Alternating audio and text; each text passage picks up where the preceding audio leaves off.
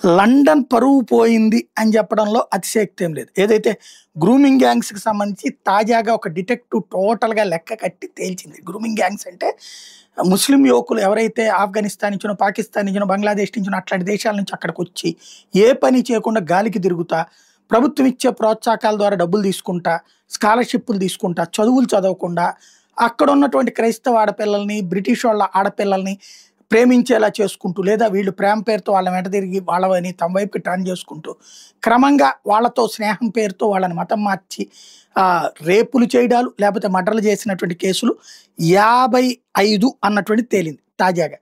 ఈ ఓవరాల్‌గా వచ్చేటప్పటికి 3 డేస్‌లో ఆహ్, యా 55 సంఘటనలు చోటు చేసుకున్నాయి.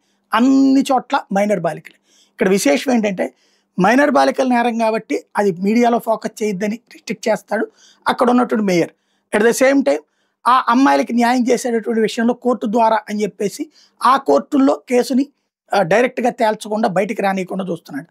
ఆ లండన్ మేయర్ ఆధ్వర్యంలో జరుగుతున్నటువంటి ఈ కుట్రకి బలవుతున్నది ఎవరంటే లండన్ ఆడపిల్లలే.